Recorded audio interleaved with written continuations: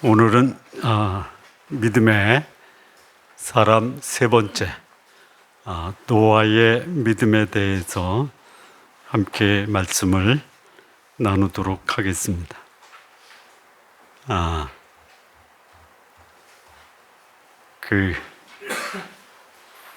우리가 지난 시간에 나눴던 믿음의 조상 두 사람은 아벨과 에녹입니다.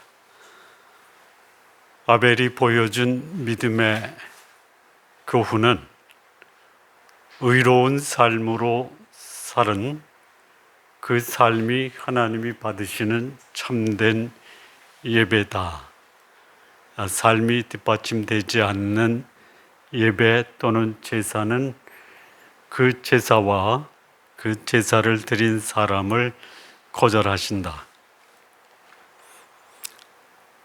이게 아벨의 믿음이 주는 교훈입니다. 두 번째 우리가 함께 나눈 믿음의 사람은 에녹입니다. 에녹은 하나님과 300년을 동행했는데, 하나님을 믿는 사람의 특징은 뭐냐? 하나님과 동행한다라는 것입니다. 하나님과 동행하는 이 에녹이 어떻게 믿음으로 하나님과 동행했느냐? 하나님의 심판의 메시지, 곧 자기 아들 무드셀라를 낳은 후에 에녹은 하나님과 300년을 동행합니다. 하나님과 동행한다라는 것은 생각, 감정, 그리고 행동이 일치가 되는 그 조화 속에서 동행이 가능합니다. 자, 오늘 우리가 함께 나눌 믿음의 조상은 노아입니다. 노아의 믿음이 보여주는 특징은 뭐냐? 철저한 순종의 행동입니다. 헌신으로 증명된 믿음입니다. 노아의 믿음은 그 믿음을 행사할 수 있는 환경이나 상황이 전혀 아닌데, 노아는 그런 상황에서 하나님을 믿음으로 온전한 헌신과 순종을 했다라는 것이에요. 그래서 노아가 믿음으로 보여준 그 믿음의 내용은 보이지 않는 일에 하나님을 경외함으로 방주를 예비해서 자기 집을 구원하고 믿음을 쫓지 않는 세상을 정죄하며 의의 상속자 또는 후사가 되었다라는 것입니다. 이 히브리서 11장 7절의 말씀의 배경이 되는 본문은 창세기 6장, 7장, 8장에 나오는 말씀입니다. 특별히 그 시대 상황은 창세기 6장 1절에서 8절까지인데요. 당시에 하나님의 아들들이 사람의 딸들의 아름다움을 보고 자기 마음에 좋아하는 여인을 아내로 삼았다라고 말씀합니다. 소위 당시에 이 세상의 모습은 하나님의 자녀와 사람의 자녀가 구분이 사라졌다 이겁니다. 적어도 하나님의 백성의 그 특성은 뭐냐면 거룩입니다. 거룩. 다르다라는 거예요. 그런데 당시에 노아 시대의 이 세상은 하나님의 아들들이 사람의 딸들의 아름다움을 봅니다. 가치 판단의 기준이 보이는 것입니다. 보이는 것으로 사람들을 평가합니다. 누가 하나님의 아들들입니다. 여기 하나님의 아들들에 대한 소위 전통적 해석이 세 가지입니다. 첫째는 천사다, 천사. 여러분, 하나님의 아들을 천사라고 이해하고 그렇게 믿은 사람들이요, 초대교회에도 있었고요, 지금도 있습니다. 그런데 오해하는 게 있어요. 뭐냐?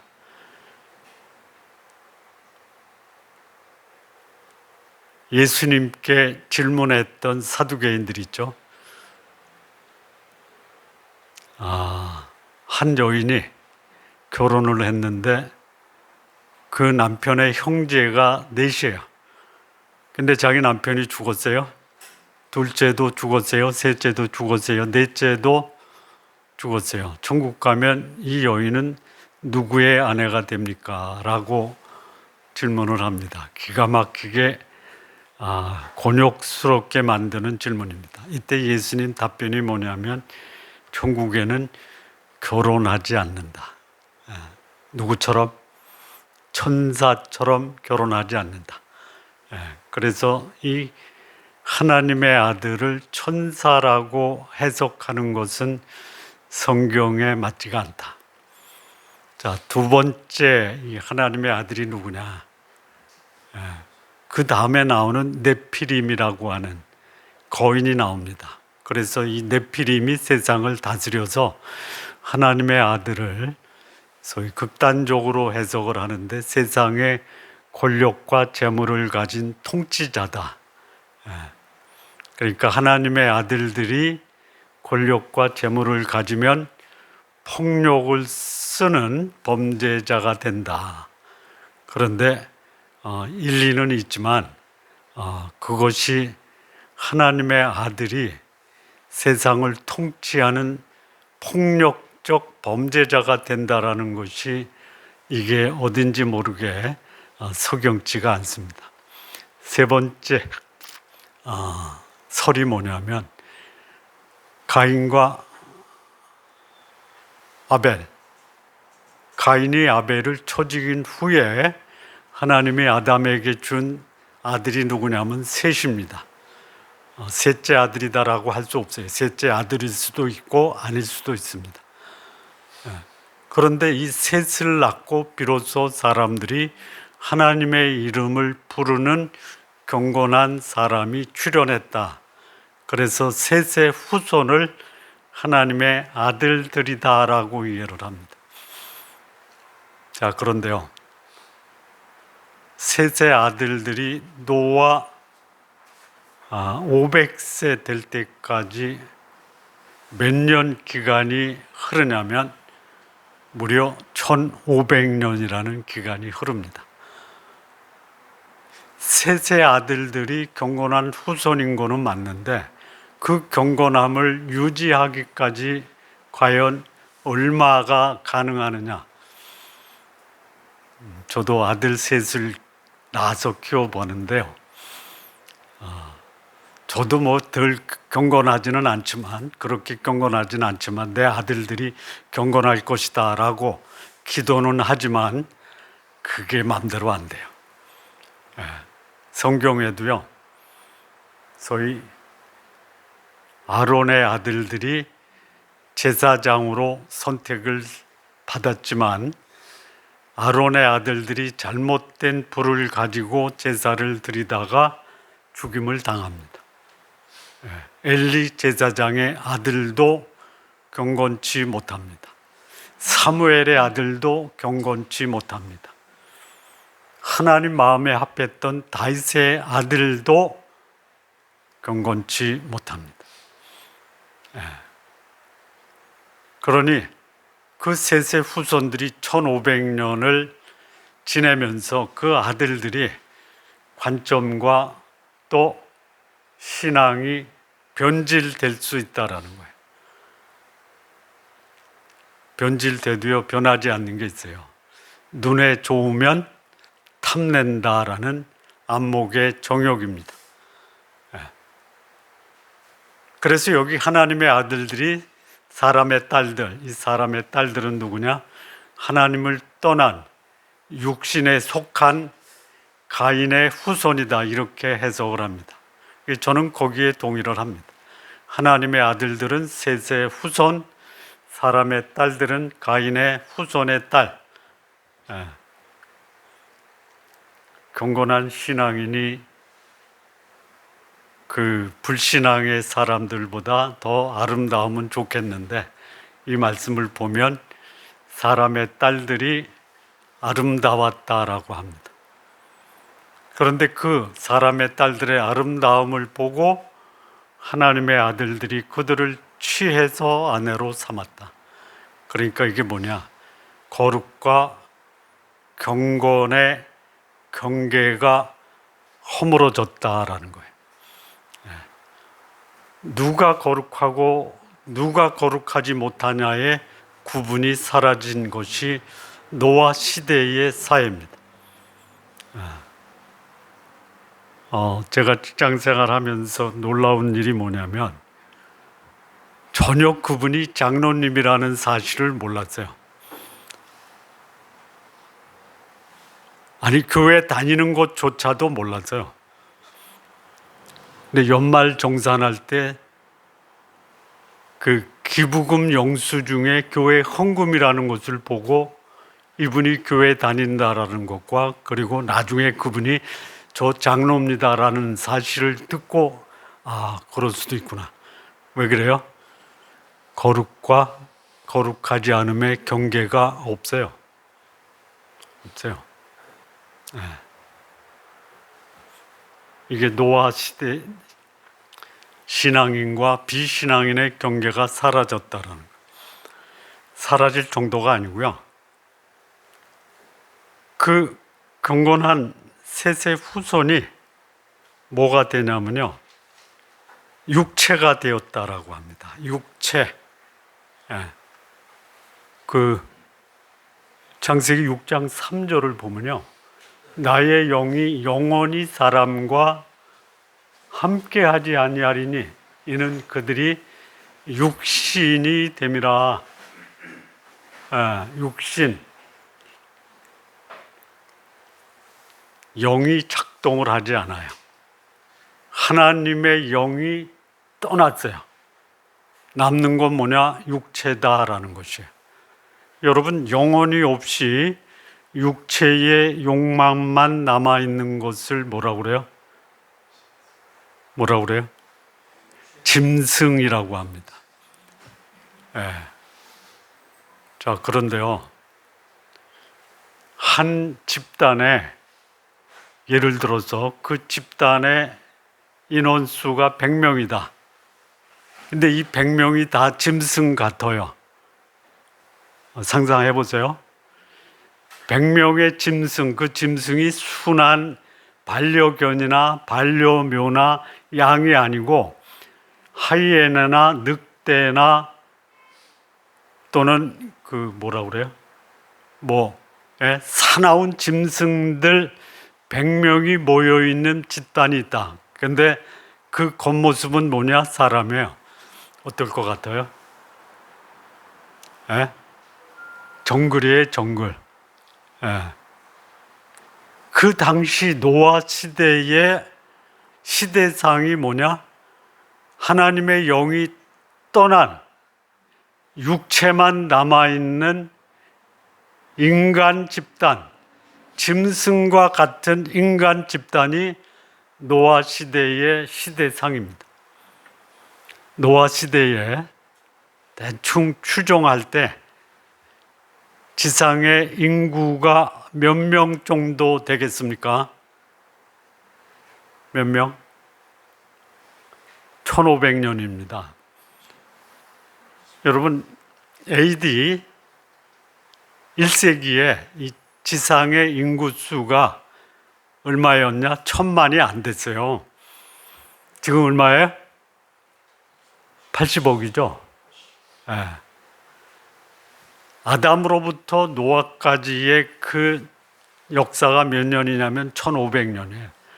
그래서 이 추정을 해보면 적어도 50억에서 60억이 됐다.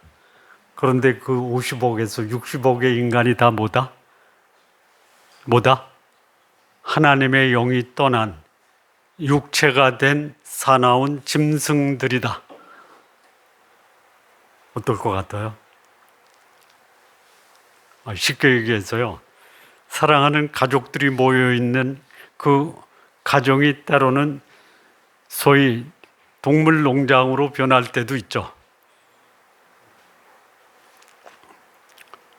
살만해요? 못 살 것 같아.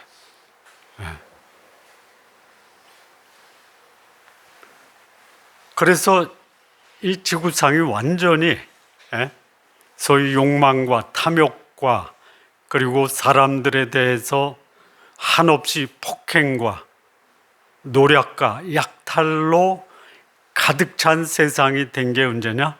노아 시대다라는 것이. 그래서 하나님이 심판을 선포합니다. 노아에게만 선포한 게 아니에요. 당시의 모든 사람에게 하나님의 심판의 메시지를 전합니다.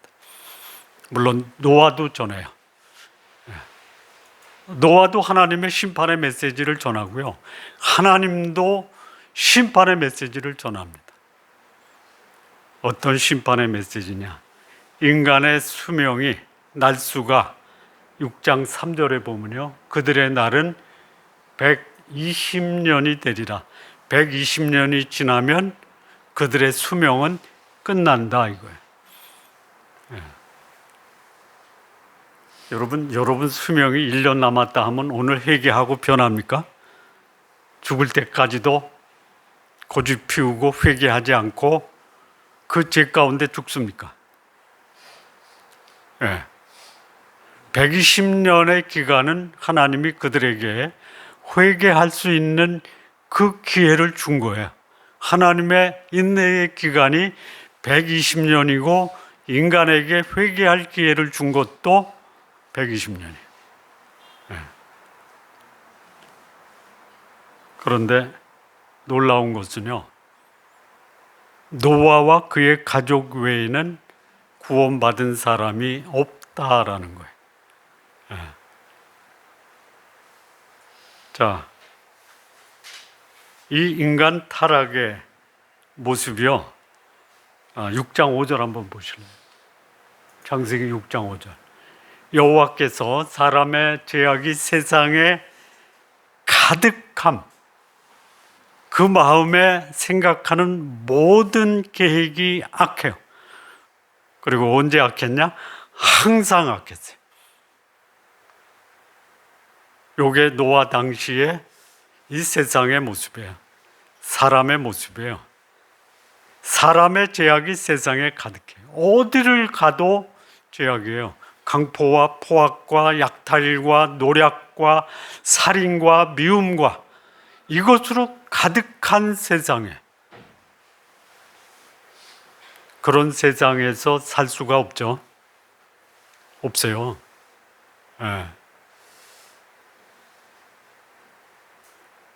이 세상의 모든 공간이 다 범죄로 가득 차 있다.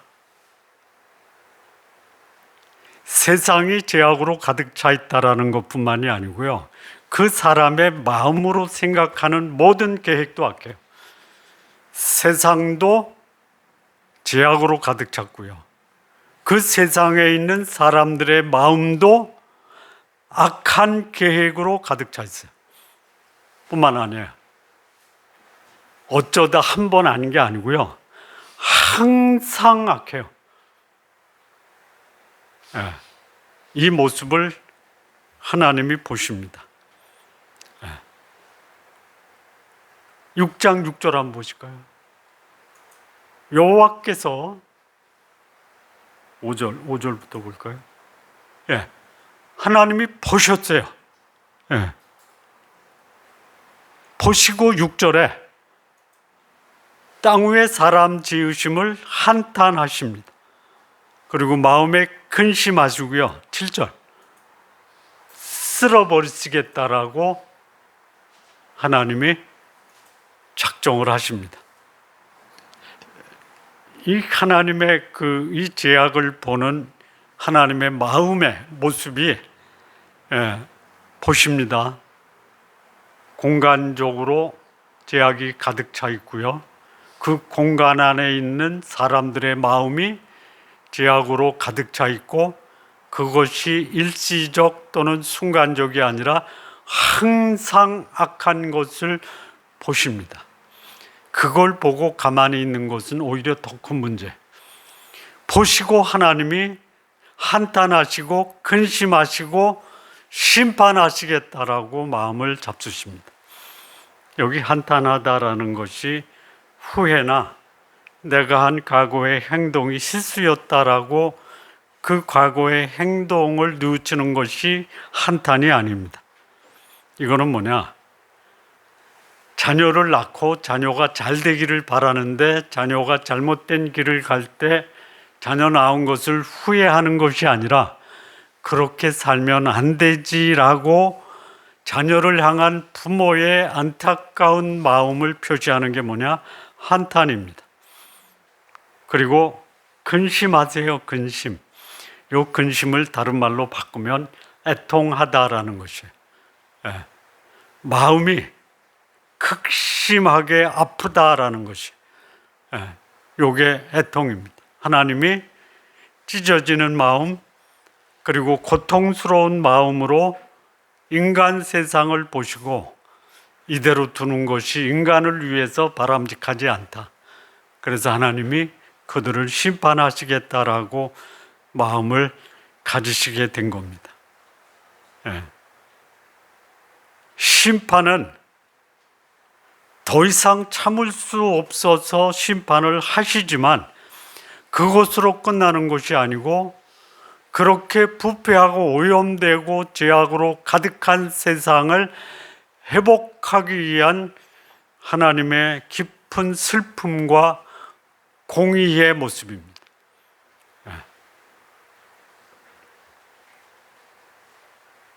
그래서 하나님이 온 세상을 향해서 세상을 회복시키겠다라는 은혜의 빛을 비추십니다. 그게 8절입니다. 그러나 여기 그러나라는 이 말 앞에 중요한 의미가 있어요. 하나님의 은혜가 온 세상에게 모두 은혜를 볼 수 있도록 베푸셨는데 오직 노아만 하나님의 은혜를 보았다라는 뜻이에요. 여러분, 오늘날 예수 그리스도의 십자가의 은혜는 미치지 않을 사람이 없어요. 그런데 지금 80억의 인구 중에 몇 퍼센트가 은혜를 받고 은혜 가운데 살고 있느냐? 꽤 오래전에 복음주의적 선교학자가 발표한 자료를 보면 전 세계 당시 60억 정도 됐는데요. 60억 정도의 구원받은 복음적인 신앙인은 6억 정도 된다. 6억. 10%예요. 굉장히 많은 숫자죠. 그런데요, 54억은 여전히 죄 가운데 거하고 있다라는 거예요. 그 당시, 노아 당시에 60억이라고 할 때 하나님의 은혜를 발견하고 그 은혜 가운데 들어온 사람은 한 사람이에요. 한 사람. 자, 노아가 당시에 그 60억 사람들에게 복음을 전했습니까? 안 했습니까? 복음을 전했습니다. 노아가 복음을 전했다라는 말씀이 어디 나오죠?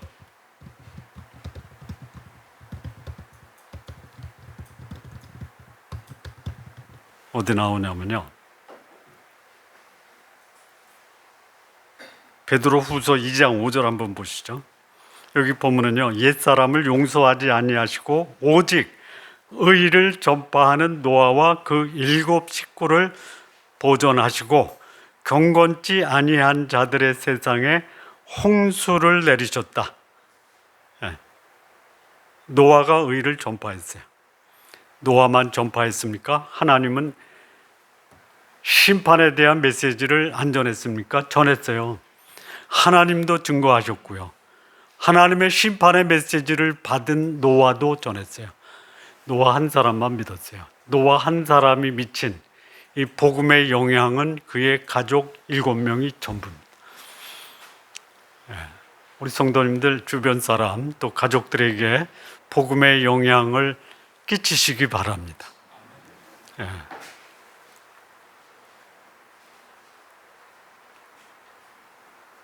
끼치십시오. 여기 노아가 여호와께 은혜를 입었다라는 말은 뭐냐면요, 하나님이 노아에게 갖다 줬기 때문에 받았다라는 뜻이 아니에요. 노아에게만 은혜를 끼치신 게 아니죠. 은혜를 주신 게 아니죠. 지상에는 모든 사람, 예수 그리스도의 십자가는 온 세상을 향한 구원의 방주예요. 그런데 그 방주에 들어간 사람은 8명이에요. 홍수가 내려서 죽게 되니까 그때 방주로 달려온 사람들이 있었지만 비가 오기 전에 방주의 문은 닫혔어요. 지금도 예수 그리스도, 그분이 우리의 죄를 구속하고 우리에게 영생을 주시기 위해서 그분이 우리의 죄를 담당하셨어요. 예수님이 오실 때는 더 이상 기회는 없어요. 여기 이 노아가 하나님 여호와께 은혜를 입었다라는 것은 뭐냐면요, 하나님의 은혜의 메시지가 전달될 때 노아는 그 은혜의 메시지를 듣고 마음을 열고 은혜를 받아들였다라는 거예요. 지금도 동일합니다. 자, 그러면 하나님의 은혜를 입었던 노아가 어떻게 은혜를 입고 그 시대에 방주를 예비하고 본인과 가족이 구원을 받고 의의 상속자가 되었는가에 대한 노아의 믿음의 교훈이 오늘 우리가 읽은 히브리서 11장 7절에 나옵니다. 믿음의 청사진 5단계가 오늘 본문에 나옵니다. 여기 보면 믿음으로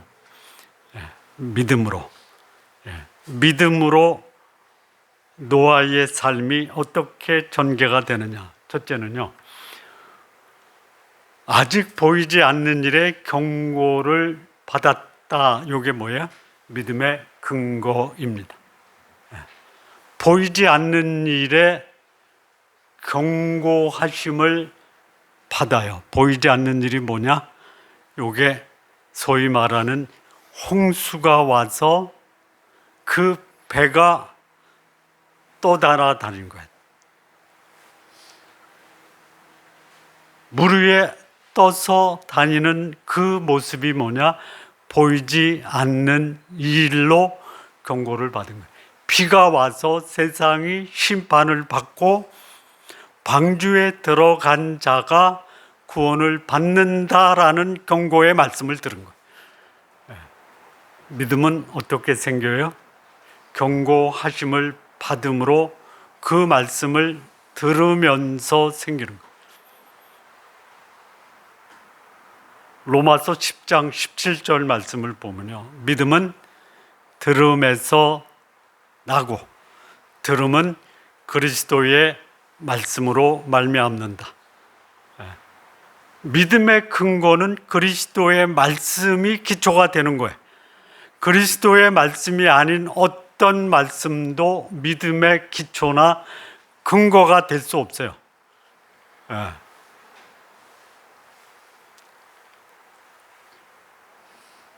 목사님의 말씀이 믿음의 근거가 될 수도 있고 안 될 수도 있어요. 목사님의 말씀이 성경 말씀을 근거로 말씀하신다면 믿음의 근거가 되는데, 그것도 목사의 말씀이 근거가 아니라 목사가 사용한 하나님 말씀이 기초가 돼야 돼요.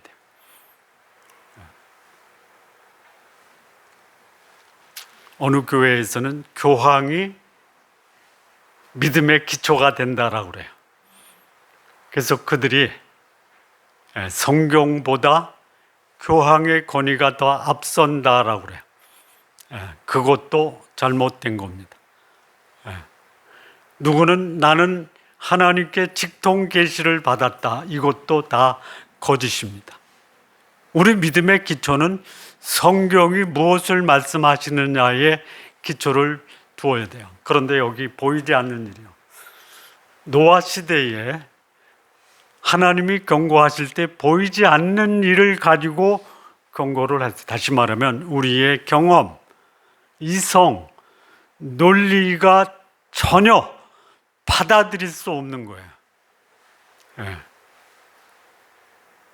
노아 시대까지요. 하늘에서 비가 왔을까요? 왔을까요? 오지 않았어요. 그러면 농사는 어떻게 져요? 땅에서 수증기가 올라와 땅을 적셨다라고 그래요. 노아의 홍수 때 하늘의 샘이 터지고요. 땅 속의 샘들이 터져서 지구가 물바다가 된 거예요. 그러니까 피를 본 적이 없어요. 근데 피로 심판하신다? 그거를 들은 소위 하나님의 아들들이 사람의 딸들과 결혼해서 육차가 된 그들이 하늘에서 비가 와서 땅에 물바다가 돼 받아들일 수 있어요?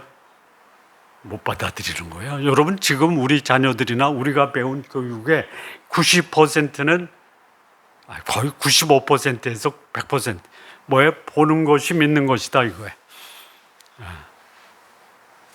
이거를요, 그 말을 해서 사람들을 자유케 했다라고 하는 철학자들이 얼마나 많은지 몰라요. 제가 어려운 말 하나 쓰면요, 내용이 없는 사유는 공허하고 개념이 없는 직관은 맹목적이다. 여기에 사람들이 열광해요. 한마디로 말하면 뭐예요? 내가 경험하고 보지 않으면 진리가 아니다. 이 얘기가 그 얘기예요. 칸트의 순수 이성 비판의 핵심이에요. 그래서 이 칸트는 하나님이 없다라고 말할 수 없는데 증명할 수 없으니 말하지 말자. 노아 시대에 비로 심판한다. 받아들일 수 있어요? 웃기는 소리예요. 여러분, 이 노아의 말씀 전하는 것을 사람들이 어떻게 반응했냐면요. 어떻게 반응했냐? 웃기지 마, 이렇게 반응했어요. 조롱. 조롱했어요. 그런데 이 노아는 그 말씀이 내 논리, 이성, 또 합리성에 맞지는 않아도 누가 말한 거예요? 하나님이 말씀했기 때문에 그 말씀을 받아들인 거예요. 이게 믿음의 근거입니다. 우리가 믿음을 가질 때 그 믿음의 근거가 상식을 넘어선 하나님의 계시 말씀 위에 기초를 놓을 것이냐. 제가 가끔 그 불신앙의 옛날 직장 동료들 만나면요, 당신 목사가 됐는데 성경이 믿어져. 믿어지니까. 믿고 싶어도 못 믿겠대요. 못 믿는 게 아니라 안 믿는 겁니다. 여러분, 볼 수 있으면 믿겠다. 저는 그들한테 이렇게 얘기해요. 믿으면 보여. 안 믿겠으니까 보려고 하는 거예요. 믿음의 근거는 뭐냐? 인간의 이성과 상식을 넘어선 하나님 말씀에 기초하는 것이다. 보는 것으로 믿으려고 하지 말아라 이거야. 비가 오는 것도 못 믿어요. 이 지상이 물로 가득 찬 것도 못 믿어요. 거기에 배가 떠나진다, 이거 못 믿는 거예요. 노아는 믿었어요. 왜 그러냐? 여기 믿음의 태도가 있어요. 그 믿음의 태도를 보면요, 저 사람이 믿음이 없는지 있는지를 분별할 수가 있어요. 그 믿음의 태도는 뭐라고 나오냐? 경외함으로 이렇게 돼 있어요. 세상이 조롱할 때, 비웃을 때, 그 세상의 조롱과 비웃음을 막아내는 방패가 뭐냐? 하나님을 경외하는 거예요. 여러분, 내 목숨을 쥐고 있고 죽일 수도 있고 살릴 수 있는 사람을 보면 겁나죠? 두렵죠? 그런 두려움이 아니에요. 그런 무서움, 공포가 아닙니다. 역사를 주관하는 그 역사의 주관자 앞에서 이분이야말로 역사를 심판하고 주관하는 전능자이로구나라는 것을 인식할 때 마음속에서 나오는 것이 경외함이에요. 내가 풀지 못하는 문제를 풀어주는 사람 만나면 어때요? 그때의 느낌이 뭐예요? 경외함이에요. 경외함. 야, 이런 능력이 있구나. 나는 없는데 이 사람은 있는 거예요. 제가 이사하면서 거의 한 달 반 이상이 조마조마했어요. 왜 그러냐? 문제는 많은데 내가 해결할 수 있는 게 별로 없어. 어떻겠어요? 어떤 분이 그러더라고요. 목사님, 살 빠졌어요. 살 안 빠지겠어요? 밤에 잠을 못 자요. 문제는 많은데 나는 할 줄을 몰라. 근데 어느 분이 도와주니까요, 싹 해결됐어요. 제가 그분을 경외는 안 해도 존경은 해요. 이야, 그 쓰레기, 폐기 2.5톤 트럭 2대 분량이 나왔어요. 이거 내가 만약에 하려고 하면 하겠어요? 근데 그분들이 또 안 가져가는 폐기물이 있어. 이것도 처분하는데 저는 이거 어떻게 해야 될지 몰라요. 근데 그분이 나서서 하니까 10만 원에 다 해결됐어요. 여기 노아의 마음속에 자기가 할 수 없는 하나님의 위대하심, 하나님의 전능하심, 하나님의 그 주권과 능력 앞에 노아는 하나님을 경외했어요. 경외. 하나님의 능력이 이렇게 위대하시구나.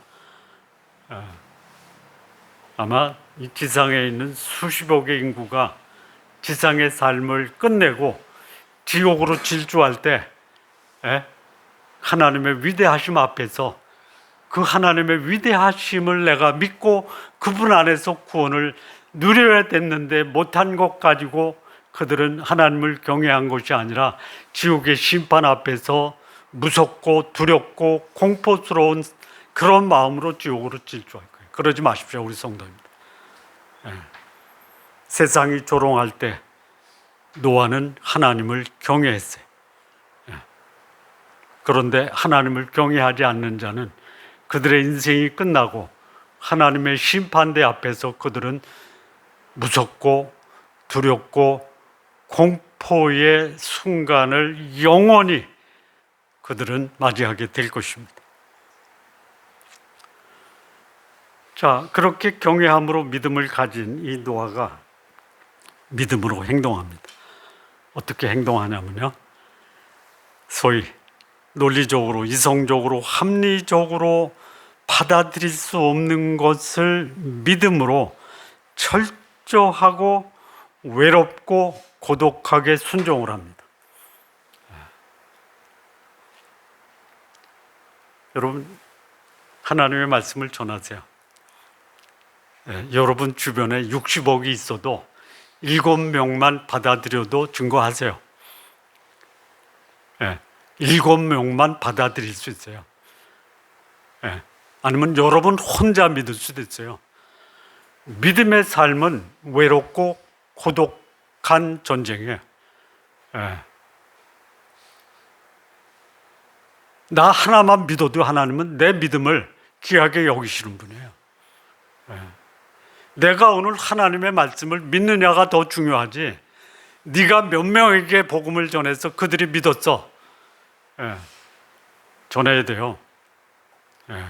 그런데 놀랍게도 노아가 전한 이 하나님의 심판의 메시지 앞에서 함께 동참한 사람은요, 7명이에요.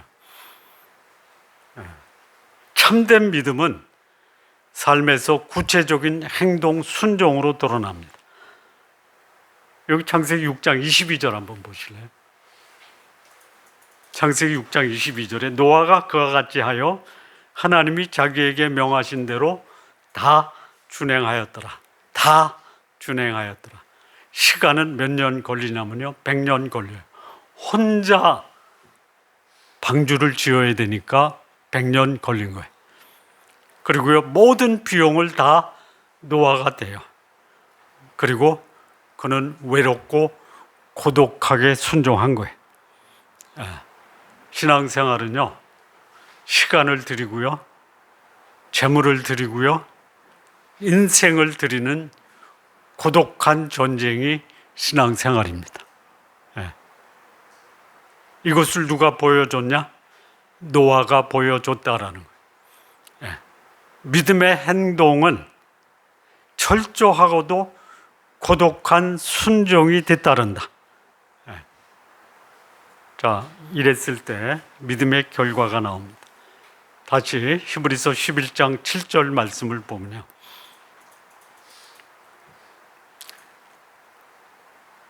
그 집을 구원하였으니 이로 말미암아 세상을 정죄했다. 믿음의 결과는 두 가지입니다. 구원과 정죄입니다. 예수님이 말씀하시기를 나를 믿는 자는 구원을 얻지만 나를 거절하는 자는 이미 심판을 받았다 이거예요.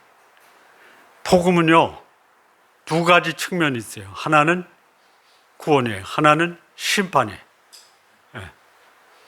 복음을 받아들인 노아는 구원의 방주에 들어가요. 그러나 이 방주를 준비하지 않고 방주를 거절하고 방주에 들어가지 못한 그들이 하나님의 심판, 최후의 심판에서는 그들은 정죄를 받은 거예요. 우리 성도님들, 구원의 방주에 들어가서 거기서 하나님의 은혜 가운데 거하시기를 바랍니다.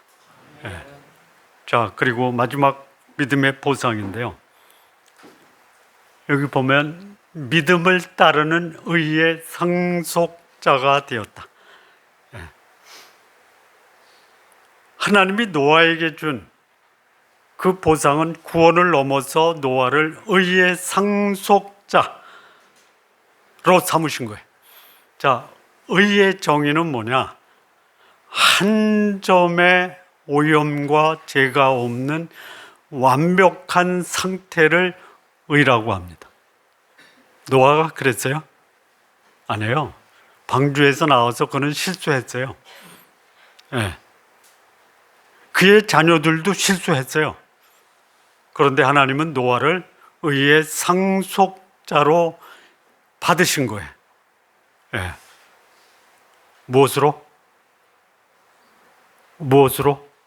믿음으로. 우리가 의로운 삶을 살아서 하나님이 우리를 의의 상속자로 삼으시는 게 아니에요. 우리를 의인되게 하시는 것은 믿음으로만 가능한 거예요. 그래서 이 노아를 볼 때요, 우리는 노아는 하나님 닮았다라고 하는 거예요. 의의 대명사는 하나님이에요. 근데 하나님이, 의로우신 하나님이 세상에 의로운 삶을 보여주는 대표자로 누구를 삼으셨느냐? 노아를 삼으신 거예요. 이 시대에 믿음으로 의로워진 사람, 그리스도인들을 하나님은 하나님의 상속자로 삼으세요.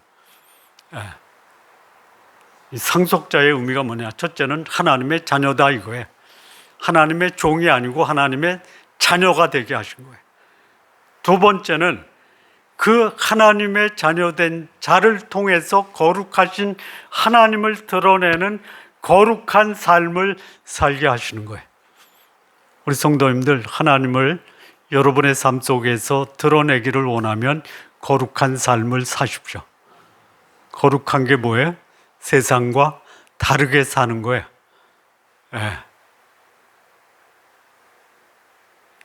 우리는 다른 사람의 잘못을 지적하면 쾌감을 느끼죠.